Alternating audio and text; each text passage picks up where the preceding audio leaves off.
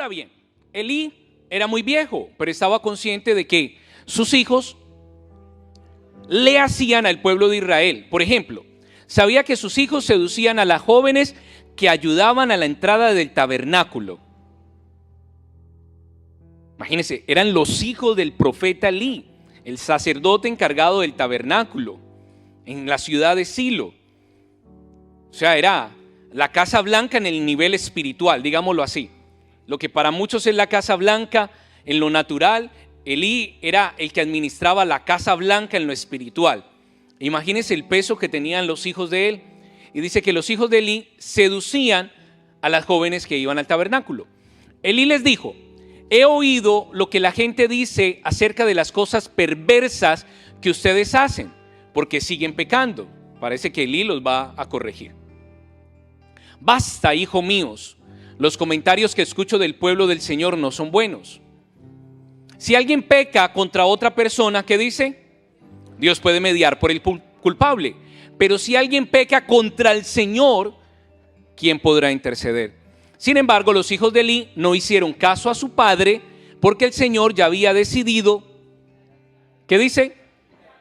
Ya Dios había decidido quitarle la vida. O sea, Dios no veía una actitud de arrepentimiento en los hijos de Elí.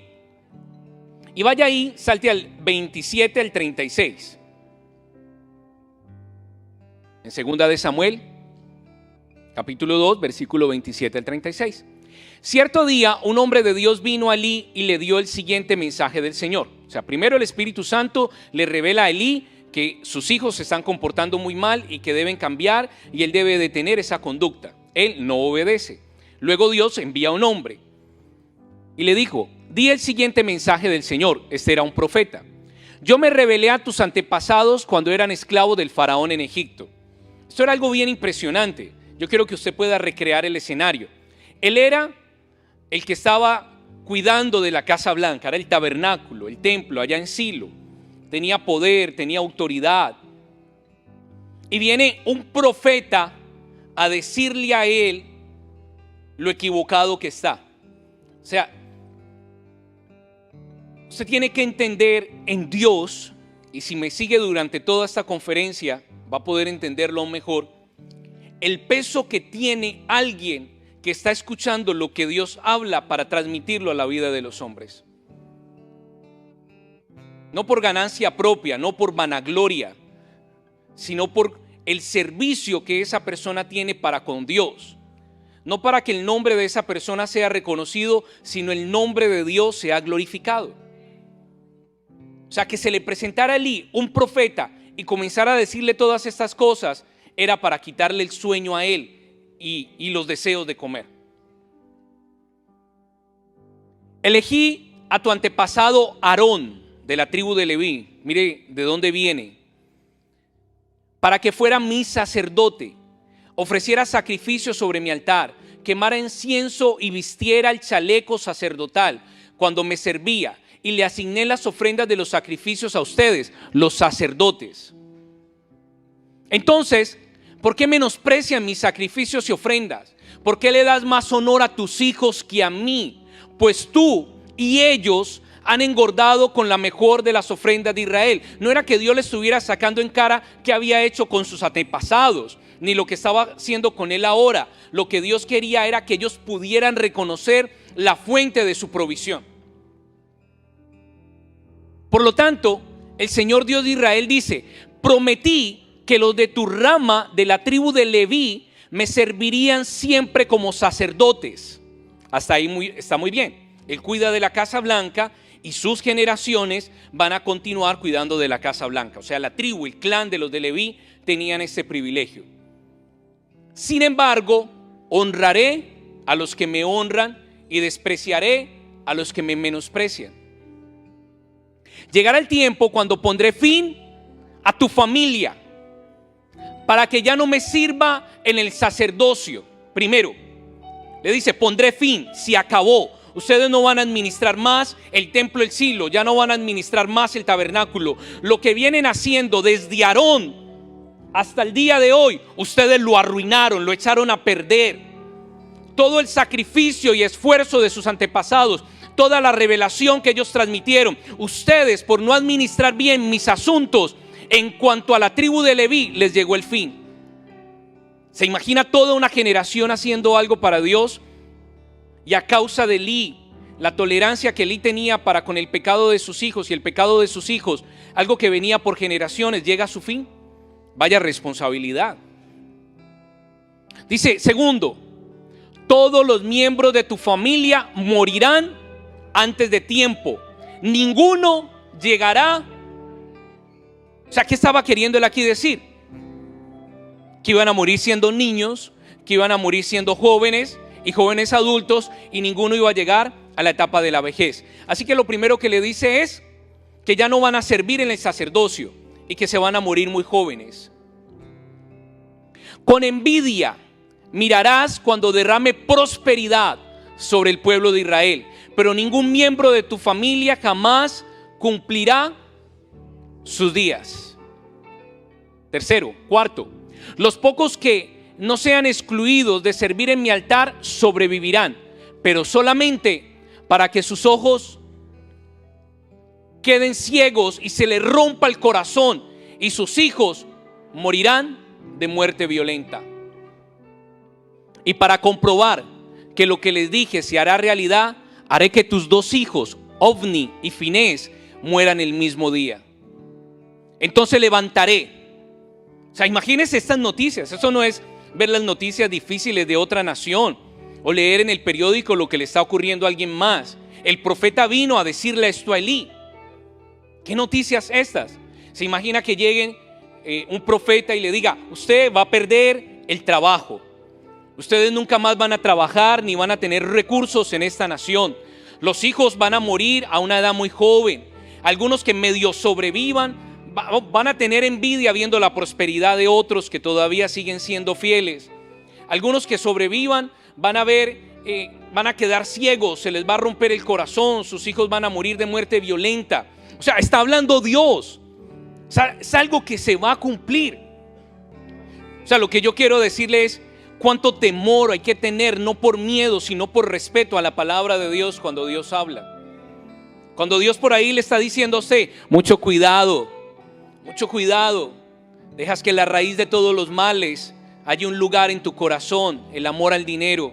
Mucho cuidado con no dejar de congregarte como algunos tienen por costumbre. Mucho cuidado con abandonar la mujer de tu juventud, porque Dios también, para cada uno de esos pecados, ya también tiene un juicio.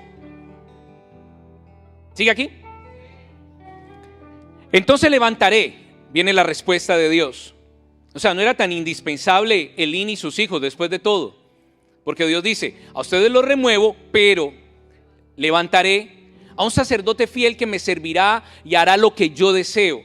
Estableceré para él todo lo contrario, una descendencia duradera, y ellos serán por siempre sacerdotes para mis reyes ungidos.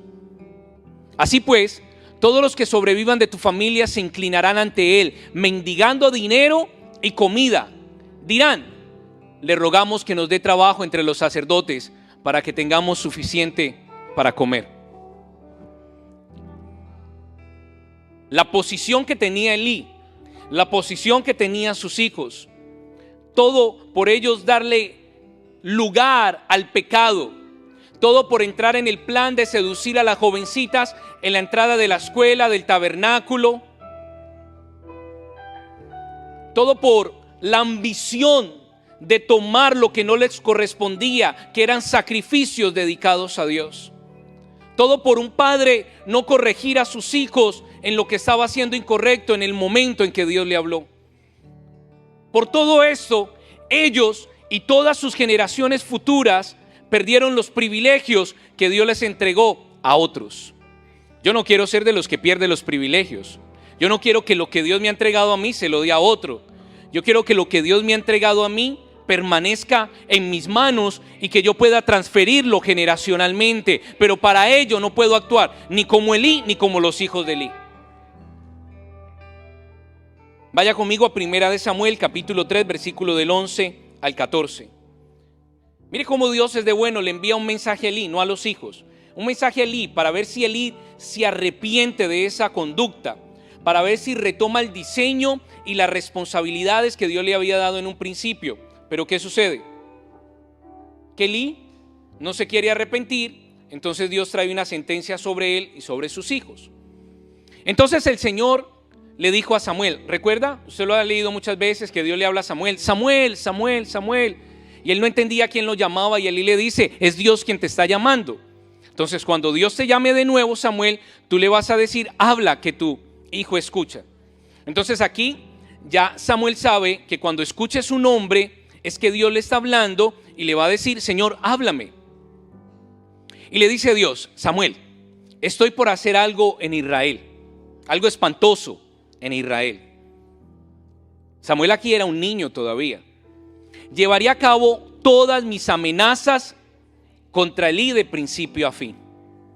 O sea, Dios le envió un profeta y él no escuchó. Aquí Dios está levantando otro profeta. Le advertí que viene juicio sobre su familia para siempre, porque sus hijos blasfeman a Dios y él no los ha disciplinado. Por eso juré que los pecados de Elí y los de sus hijos jamás serán perdonados, ni por medio de sacrificios, ni por medio de ofrendas. Y vaya ahí rápido al 18. ¿Qué sucede? Que Elí se da cuenta que Dios le habla a Samuel y le dice, Samuel, háblame lo que Dios te dijo. Pero Samuel tenía mucho miedo de decirlo esto a Elí. Pero Elí le dice, si no me hablas, voy a traer una sentencia de muerte sobre ti. Me tienes que decir qué fue lo que Dios se habló. Y Samuel comienza a decirle a Elí lo que Dios le habló, que él iba a morir y que sus hijos también. ¿Y sabe qué responde Elí?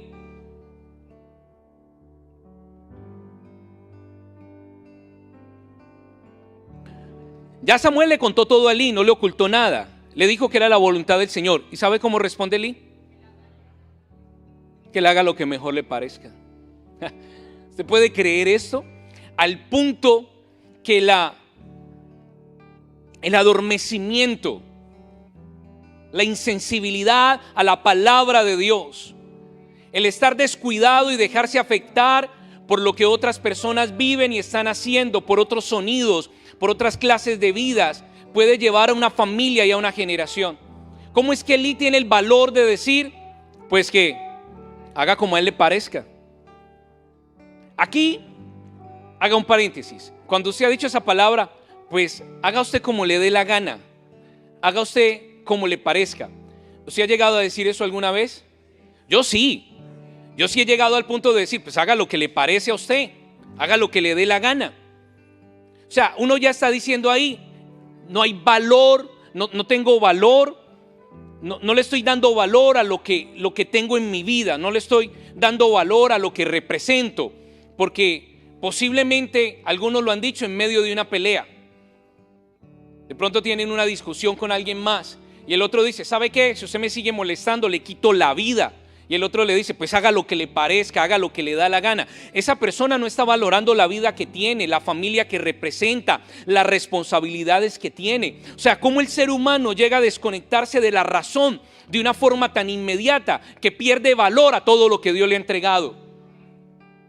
¿Cómo ve el pecado? Y le dice al pecado, pues hazle como le parezca, sabiendo que el pecado le va a traer tanta ruina y destrucción, no valorando quién es él, lo que representa, no valorando su familia, no valorando sus generaciones. Mire al punto que llega la insensibilidad de una persona cuando comienza a apartarse y abandonar a Dios, que ya ni siquiera le tiene miedo a los juicios de Dios. Uno le dice a las personas, miren, no le falla a Dios que viene en juicio sobre su vida. Miren, no le falla a Dios. Algunos dicen, no, pero Dios perdona. Sí, si dos jóvenes cometieron el acto de la fornicación, que es tener relaciones antes de casarse, y la niña queda en embarazo y vienen delante de Dios, Dios los perdona, porque Dios perdona, pero el niño tiene que nacer. Dios los perdonó, pero el niño nace. ¿Y qué consecuencias van a haber? Que en esa generación se va a repetir el mismo pecado, que va a haber la continuidad de algo que no honra a Dios. Y eso que en el caso, estoy hablando de la misericordia, porque en el caso de David, el niño no nació, el niño murió. Pero las personas, hoy les habla Dios de las consecuencias que pueden tener acerca del pecado y se ríen. y dice, ay, que haga como le parezca. Mire que yo llevo pecando muchos años y mis hijos también, dijo Elí, y nada de eso ha ocurrido todavía. Primera de Samuel, capítulo 4, versículo 3 al 22. Tenemos que leer todo esto para poder entender lo que Dios quiere hablar a nuestras vidas. Dice, terminada la batalla, las tropas se retiraron a su campamento y los ancianos de Israel se preguntaban, ¿por qué permitió el Señor que los filisteos nos derrotaran?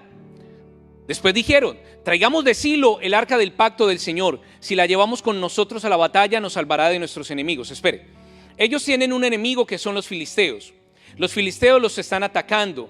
Ellos están perdiendo en la batalla y todavía se preguntan que por qué ellos están perdiendo en la batalla. Usted ya tiene la respuesta. Porque ellos están perdiendo en el campo de batalla. Porque quien estaba administrando los asuntos en Silo, en el tabernáculo, el que cuidaba del arca, estaba él tolerando el pecado y sus hijos estaban en pecado. Porque muchos de los israelitas sabían lo que ellos estaban haciendo, pero se acostumbraron a presentarse en un lugar donde no se hacen las cosas de la forma correcta. Y hoy en día vemos a muchos yendo a congregaciones, yendo a edificios, donde saben que allí no se está haciendo lo que es correcto, pero ellos tienen esta idea, es que a mí no me importa lo que ellos hagan, yo voy ahí a mis asuntos, yo voy a adorar a Dios. Y Dios dice, no, así no es el asunto, usted está participando de pecados ajenos.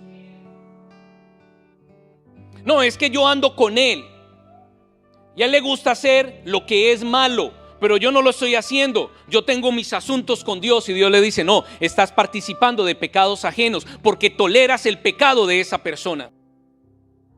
Y ellos se están preguntando, y hay familias que se están preguntando, ¿y por qué tenemos conflictos en casa? ¿Y por qué tengo conflictos en mi vida? ¿Y por qué un día me siento alegre y el otro triste? ¿Y por qué después de disfrutar de cosas tan maravillosas siento que en lugar de avanzar en la vida pierdo el ánimo? O sea, en lugar de haber dado gracias a Dios por permitirme disfrutar de tantas cosas, al siguiente día me levanto preocupado, inquieto, con un vacío. ¿Por qué la salud no está yendo de la forma correcta? ¿Por qué las generaciones no van en la dirección correcta? ¿Por qué el lugar donde vivo parece ser que se está llenando de oscuridad y de tinieblas? Y las personas se preguntan muchas veces, ¿y por qué le está pasando esto a esta nación? ¿Y por qué le está pasando esto a otra nación? ¿Y por qué le pasa esto a otra nación? Así como los israelitas. ¿Y por qué estamos perdiendo la batalla contra los filisteos? Usted sabe por qué estaban ellos perdiendo la batalla contra los filisteos. Y se van a tomar el arca de Dios, donde estaba la presencia de Dios. El arca, ¿sabe? El arca del pacto tiene 2 ángeles y es una caja, un arca que ellos cargaban. Pero esos ángeles están haciendo la forma de un espaldar y el arca como de una silla, porque es contado ese lugar como el trono de Dios. Y allí depositaron la vara de Aarón que reverdece, depositaron un poquito de maná y las tablas de la ley, las depositaron dentro de esa arca, y esa arca la pusieron en el lugar santísimo. Y allí Dios venía y se comunicaba con el sumo sacerdote, y el sumo sacerdote le hablaba al pueblo la voluntad de Dios. Y ellos fueron a tomar la presencia de Dios como si fuera un amuleto. Estamos perdiendo la batalla. En lugar de reflexionar en qué están fallando, qué no están haciendo bien, se van a tomar las cosas de Dios como un amuleto. ¿Sigue? Así que enviaron hombres a Silo para que trajeran el arca del pacto del Señor de los ejércitos celestiales, quien está entronizado entre los querubines. Se lo expliqué. Los hijos de Eli, Ofni y Fines también estaban allí con el arca del pacto de Dios.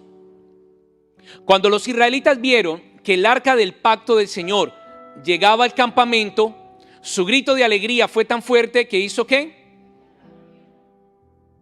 Llegó el arca y todos felices. Claro, están en problemas, se están perdiendo, pero llegó el arca y todos felices. Gritaron de tal manera que tembló la tierra.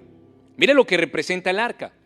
¿Qué está pasando?, se preguntaron los filisteos. ¿Qué es todo ese griterío en el campamento de los hebreos? Cuando les dijeron que era porque el arca del Señor había llegado al campamento. ¿Entraron qué? O sea, entraron más en pánico los filisteos por la presencia de Dios que los mismos israelitas. Los dioses han llegado a su campamento, exclamaron: esto es un desastre, nunca nos hemos enfrentado a algo así. ¡Socorro! ¿Quién podrá librarnos de los dioses poderosos de Israel? Son los mismos dioses que destruyeron a los egipcios con plagas cuando Israel estaba en el desierto. Sí, eso es verdad, pero ¿sabe qué? A Elí, a sus hijos y a Israel les parece que Dios haya hecho eso en el pasado. O sea, el mismo diablo sirviendo de abogado. O sea, los mismos enemigos de Israel valorando. Yo sé que a algunos les ha ocurrido una vez que cuando se han querido apartar de Dios, aquellos que están en tinieblas les dice: mire, mejor no lo haga, no pierda la vida tan buena que Dios le ha dado. Nosotros ya estamos aquí haciendo lo que es malo. Esta fue la vida que decidimos tomar. Pero usted se ve una persona honesta, una persona sana, una persona buena. Usted mejor váyase de aquí. Y el otro: no, ¿sabe qué? Es que yo ya hago como a mí me parece. Algo así estaba ocurriendo. Los filisteos estaban temblando de miedo, como cuando Jesús llegaba a las ciudades y los demonios se tenían que arrodillar y postrar y gritaban diciendo: tenemos temor, ¿para qué has venido a atormentarnos? Y los que estaban allí para recibir un plan de salvación todavía lo estaban juzgando y criticando. O sea, ¿cómo llega el punto de la insensibilidad y el apartarse de Dios, que reconoce más el diablo quién es Dios que los propios hijos por los que él murió? Envió a su hijo para morir por ellos. Filisteos dicen: peleen como nunca antes. Si no lo hacen, seremos esclavos de los hebreos, así como ellos han sido esclavos nuestros. Le dice: peleen como hombres. Así que los filisteos pelearon con desesperación.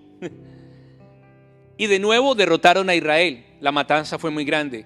Ese día murieron 30,000 soldados israelitas.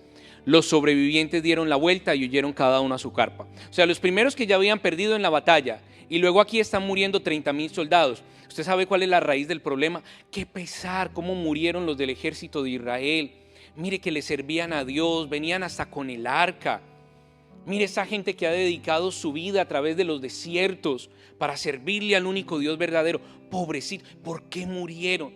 Porque Dios permite que gente tan buena como ellos, que salió a pelear en contra de los enemigos de Dios, pierdan su vida en el campo de batalla. Yo no entiendo por qué le sucede a la gente buena cosas malas.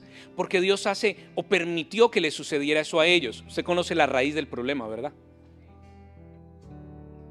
A veces estamos juzgando a Dios en muchos asuntos que están ocurriendo en las naciones de la tierra sin darnos cuenta cuál es la raíz del problema. Lo único que nosotros estamos pidiendo es misericordia. No le estamos diciendo: ¿y por qué Dios permite eso? Nosotros sabemos por qué Dios lo permitió. Porque les habló un profeta y no escucharon. Les habló otro profeta y no quisieron escuchar tampoco. Les habló el Espíritu Santo y tampoco quisieron escuchar. Hicieron como les parecía.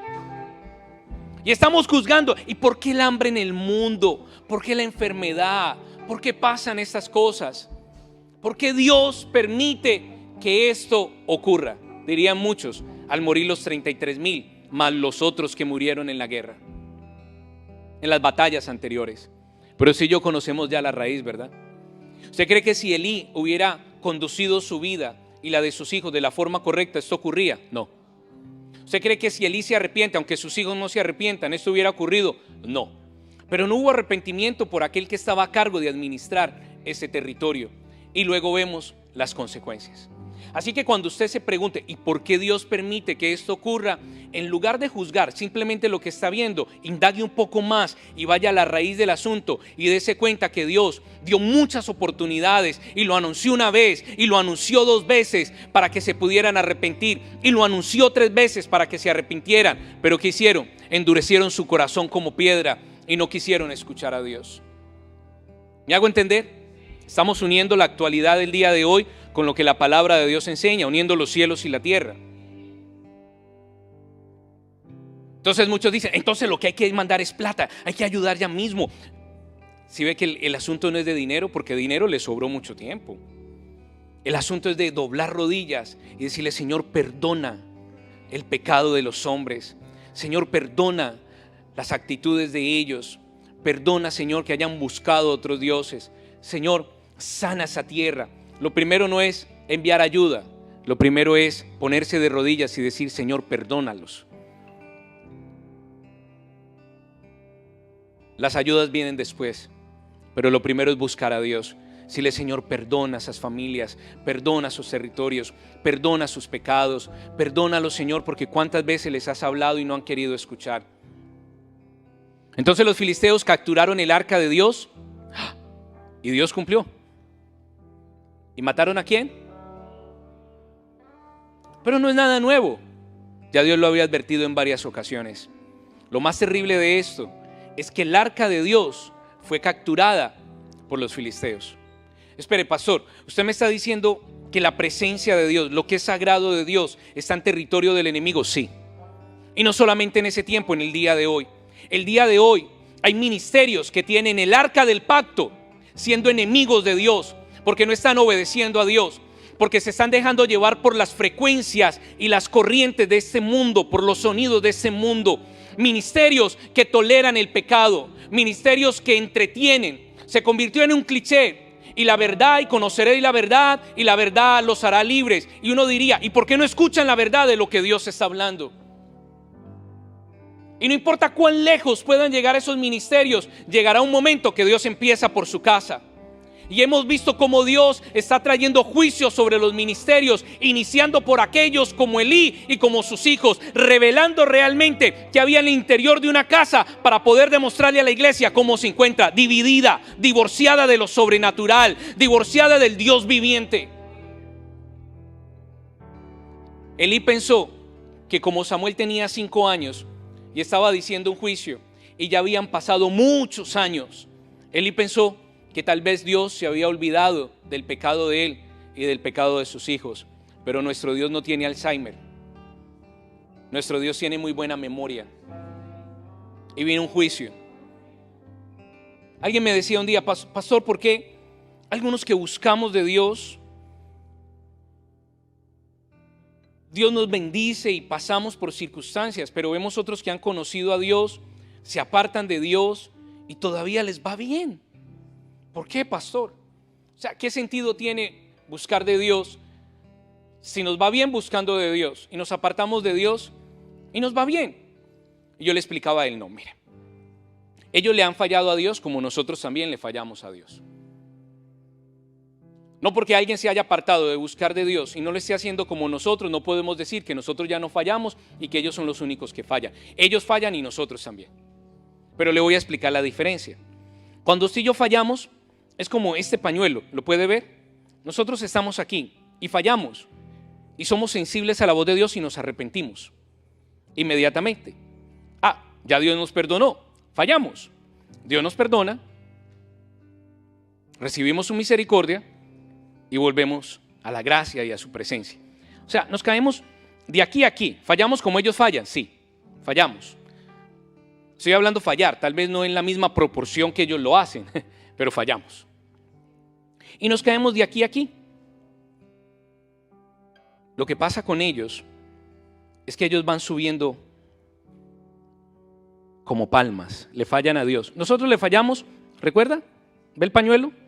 Fallamos aquí y aquí, nos arrepentimos. Fallamos y nos arrepentimos. O sea, no duele mucho, ¿verdad? Si usted se cae de la silla ahora le duele.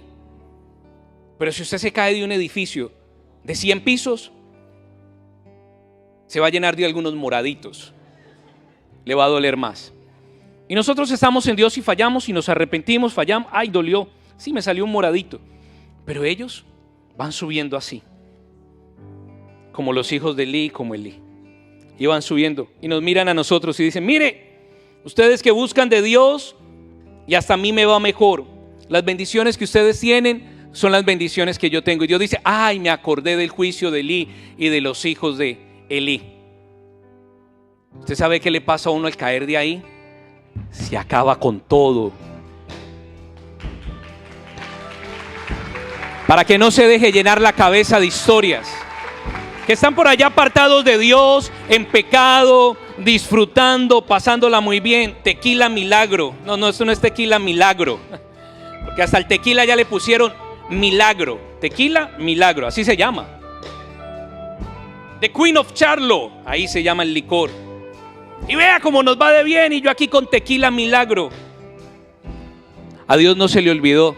Ellos pensaron que pasaron muchos años y Dios los dejó hacer todo lo que ellos querían. Pero a ellos se les olvida que para Dios un día es como 1000 años.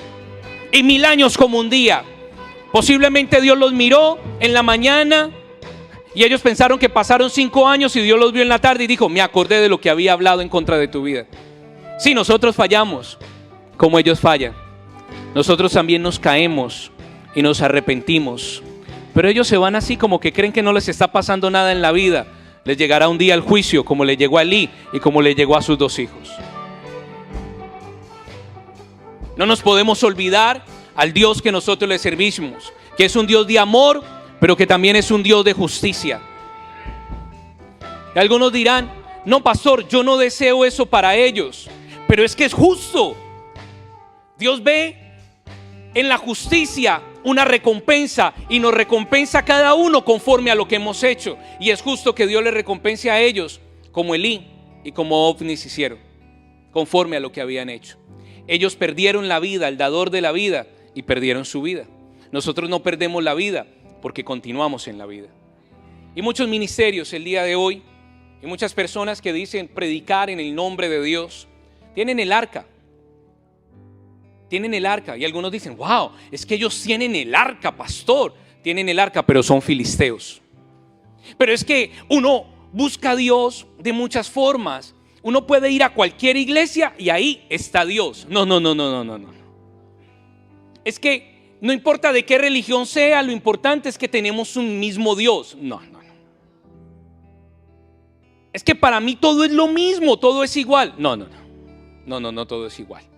Hay muchos que tienen el arca del pacto siendo filisteos y hay otros que tienen el arca del pacto siendo israelitas. No se confunda usted por el arca, que porque parece que tienen el arca, entonces ya tienen la presencia de Dios. Son enemigos de Dios en la forma que están guiando a la iglesia el día de hoy. Y yo me doy cuenta de que la iglesia ha perdido muchas batallas. Es más, todo lo que ocurre alrededor de las naciones de la tierra que no sea correcto es responsabilidad de la iglesia de Jesucristo, porque nosotros somos los atalayas, nosotros somos los vigilantes, nosotros somos los guardianes para que en la tierra se manifieste la gloria de Dios y no lo que está haciendo el diablo, las obras del diablo. Así como usted es un hombre responsable de su casa y de lo que ocurre dentro de ella, así Dios nos ha puesto a nosotros responsables de este mundo. Y nos ha enviado ángeles ministradores de justicia para que nos ayuden en esta tarea, porque no estamos solos. Todo eso que ocurre es responsabilidad de la iglesia. Pero es que hay muchas iglesias que tienen el arca siendo filisteos. Hay muchas iglesias que como Elí tolera el pecado. Y hay muchas iglesias que han engendrado hijos para que contaminen lo que Dios ha santificado. No, la iglesia no va tan bien como nosotros creemos, porque es lo que vemos aquí a nivel local. La iglesia está en una crisis. A la iglesia Dios ya le mandó el primer profeta, ya le mandó el segundo profeta y ya le está hablando a través del Espíritu Santo.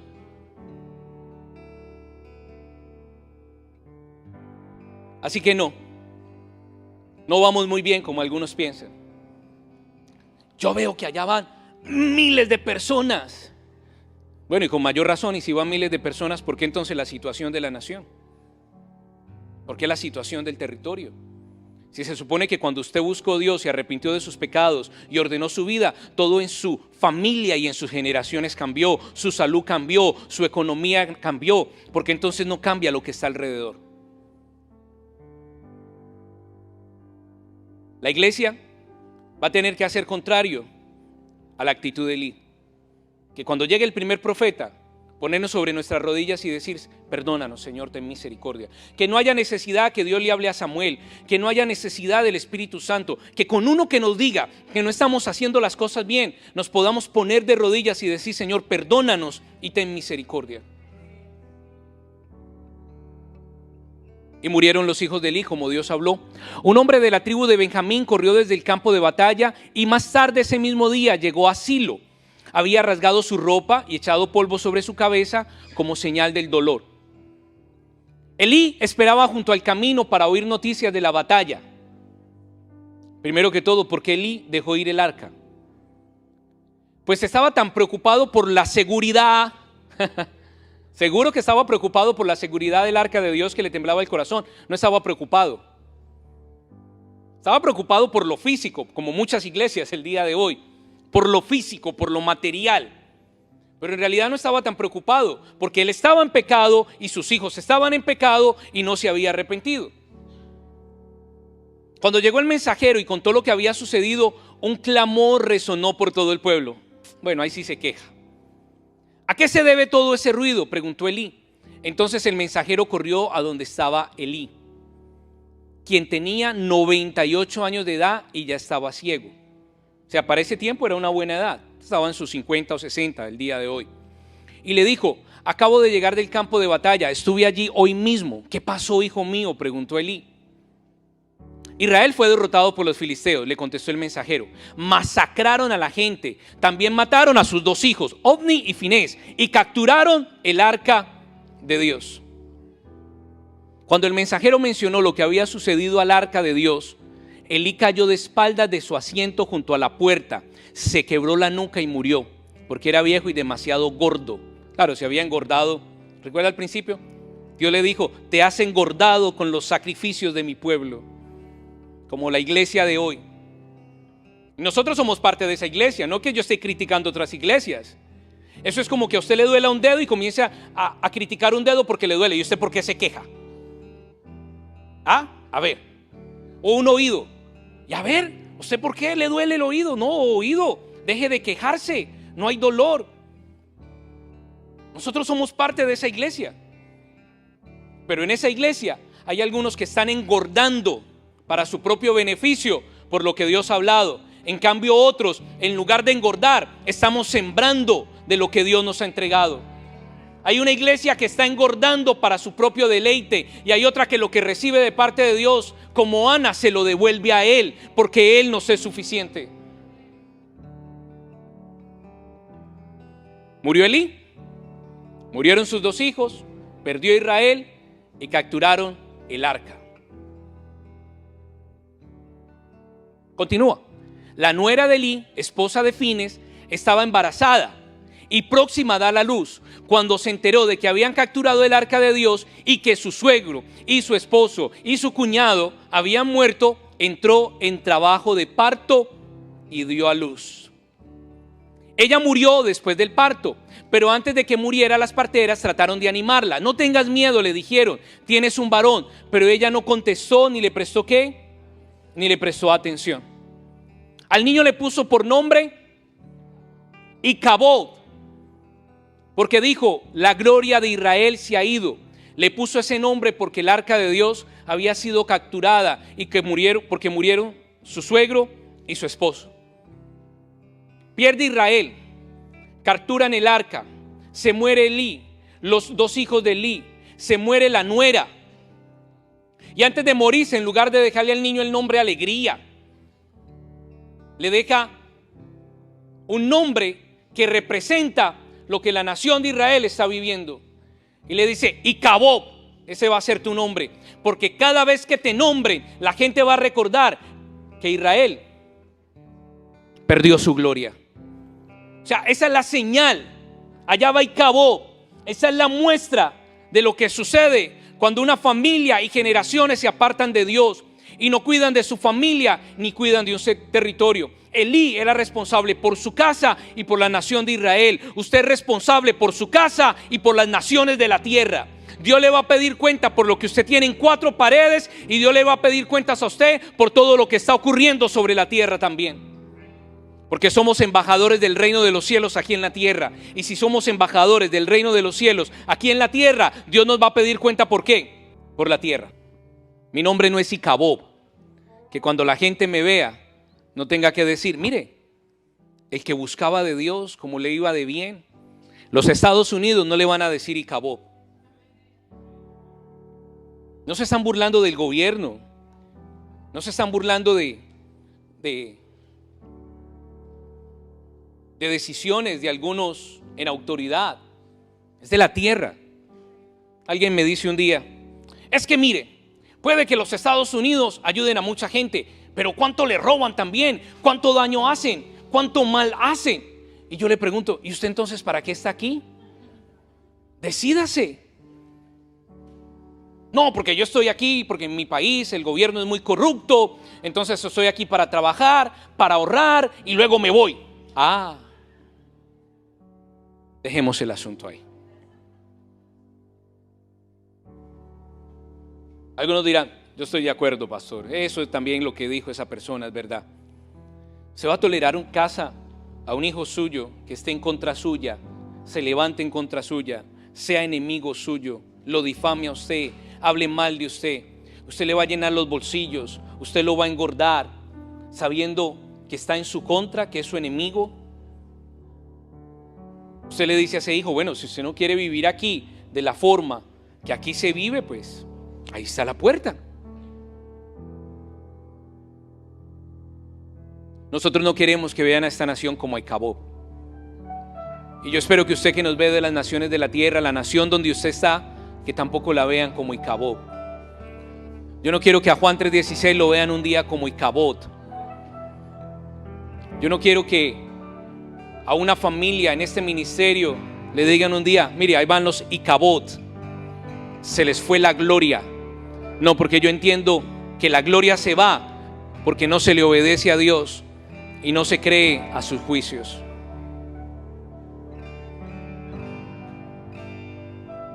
Tengo que decirle esto para poder cerrar.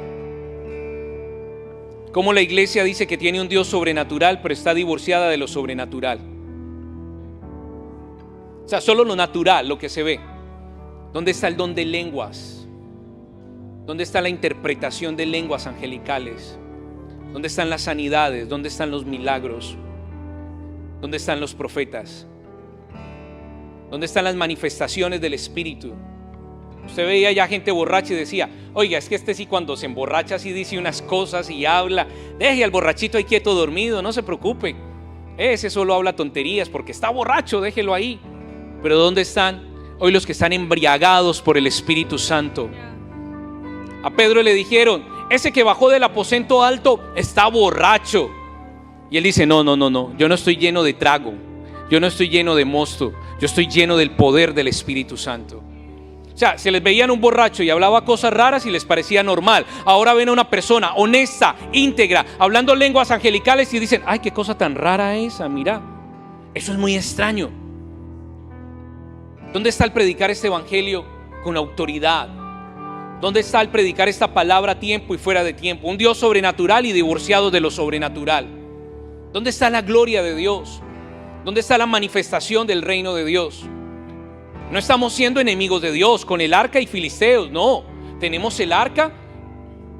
¿Dónde está el renunciar a todo por servirle a Él? ¿Dónde está el no tolerar el pecado de los hijos, ni la esposa, ni el esposo, ni de la suegra, ni del suegro, ni del cuñado, la cuñada, la hermana y el hermano? ¿Dónde está no tolerar el pecado de aquellos que están deshonrando a Dios? ¿Dónde está el no tolerar más a aquellos que deshonran el nombre de Dios? ¿Dónde está la iglesia sobrenatural? Porque reunirnos solamente aquí, sin la gloria, nos convertimos en el club de los rotarios, en los Boy Scouts, en una logia más. Pero somos la iglesia de Jesucristo. ¿Dónde están los niños que como Samuel escuchan la voz de Dios? ¿Dónde están los jóvenes que tienen sueños?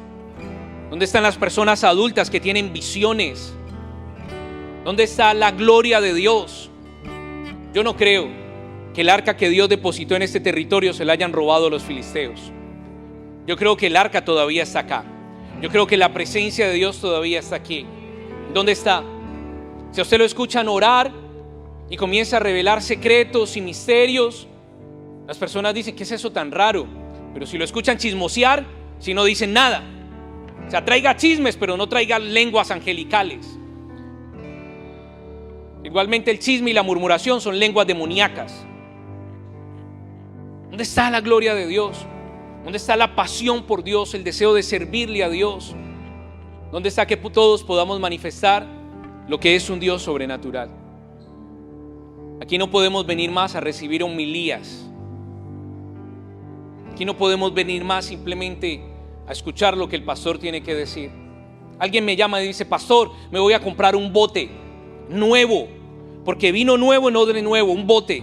Y yo, ¿y por qué? Porque Dios me llamó, pastor, a enfrentar el espíritu de las aguas.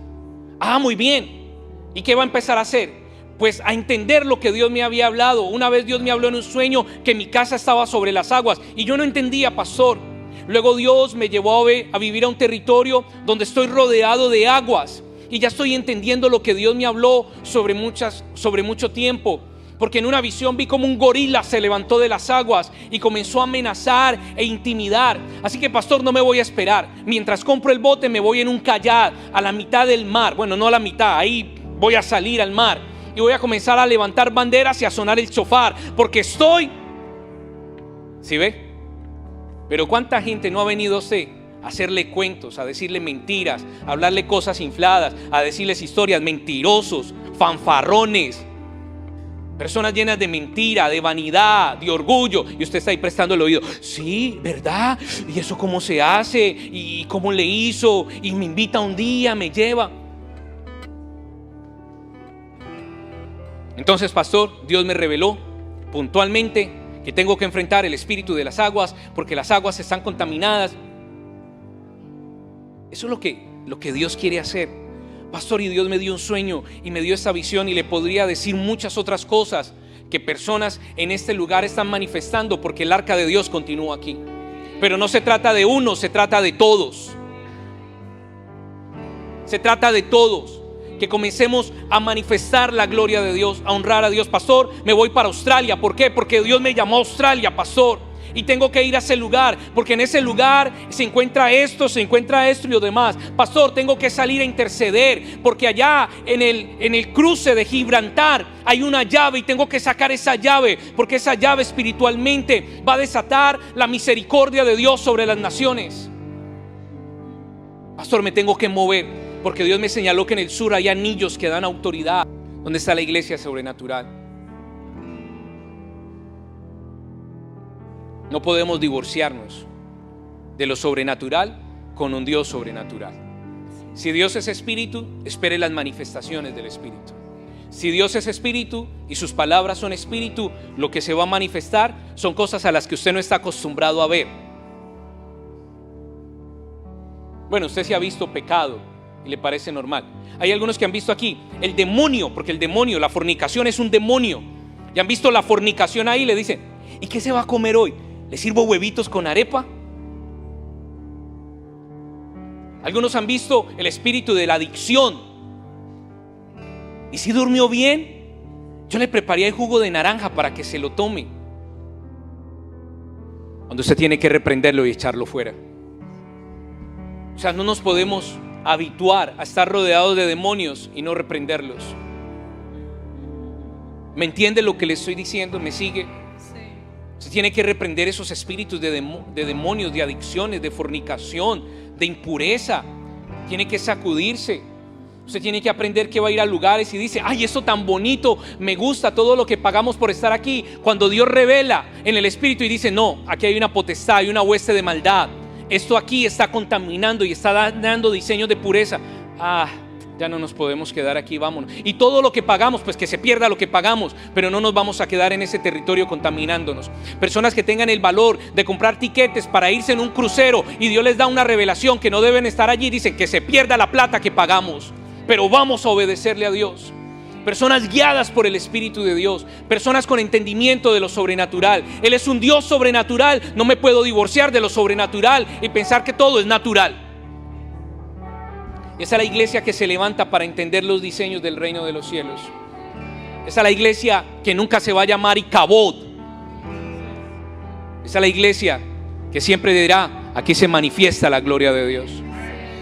Una iglesia que se levanta para decir: es que si usted se va a levantar en contra de Valentina, usted se está levantando en contra mía, porque ella y yo somos hermanos, estamos unidos por una misma sangre, y yo no voy a tolerar que usted se levante en contra de Valentina, porque si se levanta contra ella, ella y yo somos un solo cuerpo en Cristo. Si la toca a ella, me toca a mí. No, es que a mí siempre me gusta llevarme bien con todo el mundo. Yo no soy de problemas, pastor. Yo sí. Con los demonios y con todo lo que no le agrada a Dios. Yo le dije a usted que en este ministerio el arca lo tienen israelitas, pero allá afuera el arca la tienen también los filisteos. Y algunos dicen, es que Dios está en todas las iglesias. No. Señor, perdónanos por tanta inconsistencia. Perdónanos, Señor, por tanto miedo y temor de enfrentar a las tinieblas. Perdónanos, Señor, por permitir que el espíritu de ambición, que es la raíz de todos los males, penetrara en medio de tu iglesia para seducirla y apartarla. Perdónanos, Señor, por tolerar ese espíritu de orgullo y de vanidad en medio de la iglesia de Jesucristo. Perdona, Señor, porque la iglesia se está engordando con lo que te pertenece a ti, Señor. Perdona, porque la iglesia ha tolerado a los hijos de Elí. Perdona, Señor, porque nos hemos descuidado, porque espiritualmente, Señor, nos hemos adormecido, porque hemos perdido la sensibilidad, porque se nos olvida que no somos de este mundo y nos estamos adaptando a este mundo. Perdónanos, Dios, por ver tanta tragedia, por ver tanto dolor y ser tan insensibles y no tener una vida de obediencia e integridad para que pueda interceder por esas naciones y familias y Dios pueda sanar. Perdónanos, Señor, por haber llamado a lo bueno malo y a lo malo bueno. Perdónanos por tanto descuido. Perdónanos por tanta insensibilidad. Perdónanos por dejarnos adormecer por las cosas de ese mundo y no entender que somos ciudadanos del reino de los cielos. Diga, Señor, y yo me levanto como Ana. Yo no voy a engordar. Yo no voy a engordar con lo que viene de ti. Lo que venga de tu mano te lo devuelvo a ti, Dios. Te lo dedico a ti.